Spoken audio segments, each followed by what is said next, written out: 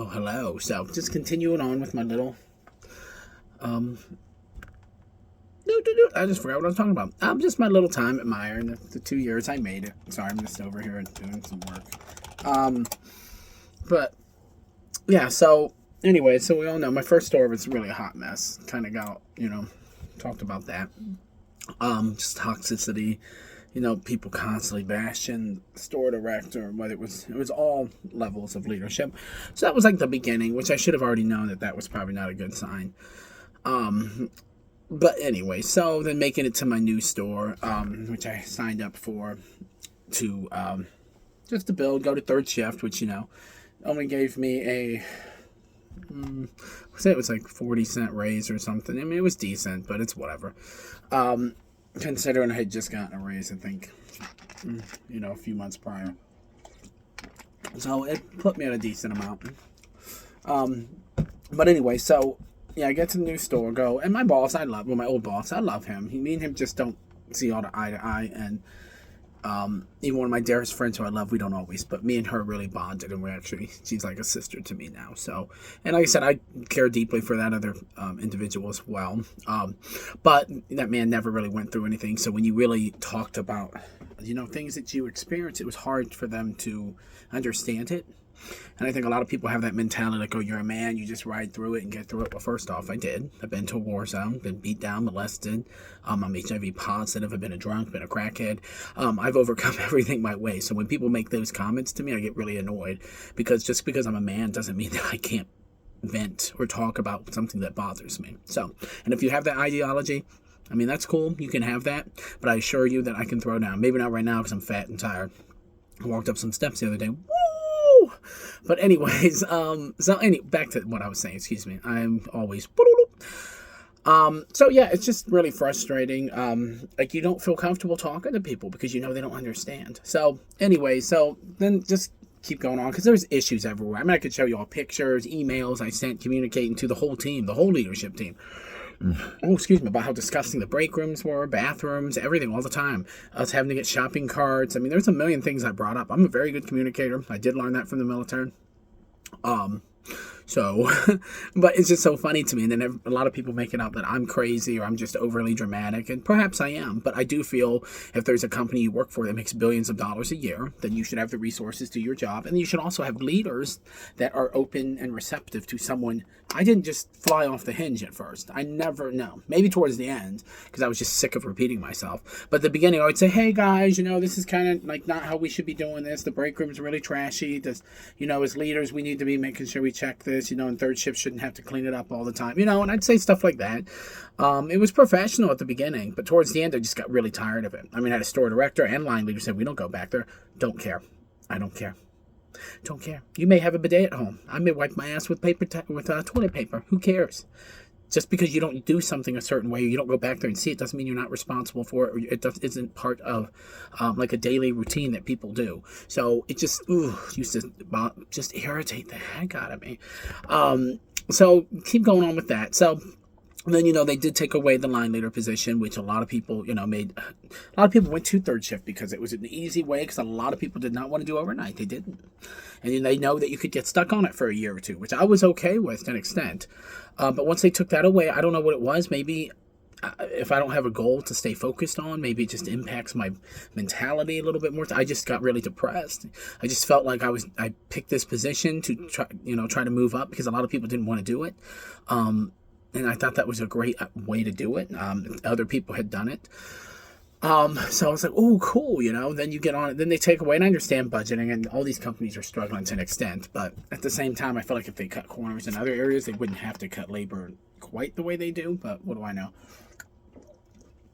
So anyway, so that happened.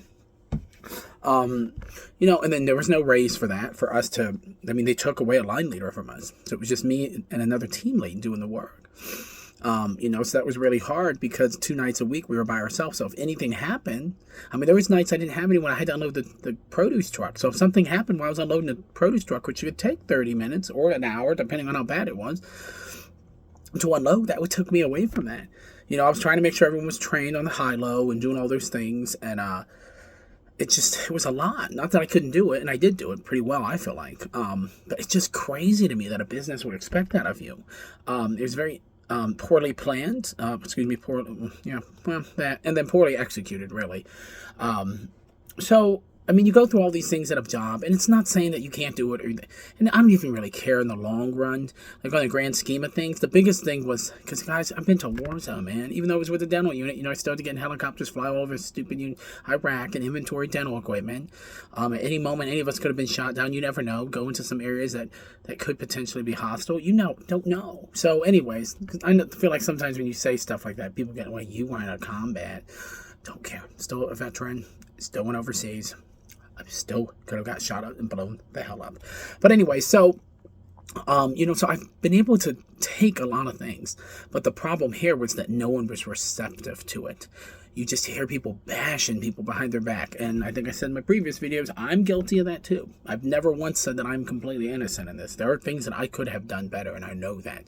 But when you're also super depressed, when no one's listening to you, when no one actually sits down and has a full-blown conversation with you about it, I went to the store director and asked, hey, what do I need to do to become a line leader?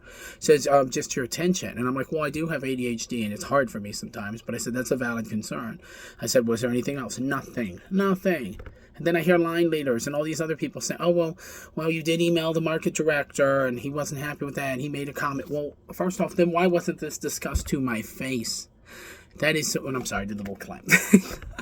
But I'm just like, why? Why not do that? If you really are a leader, you want people to succeed. And if they do something stupid, you can be mad for a minute. It's like your children. It's the same thing, but you're in a leadership role. Build them, mold them. If I did something wrong, tell me to my face. Sit down and tell me what you think you should do, or even ask. Like the one store director said, why don't you feel comfortable talking to me? And I told her, I said, your face, your eyes, you look mad all the time. I said, I didn't want to talk to you sometimes because I didn't know how you were going to react. It doesn't make me want to talk to people.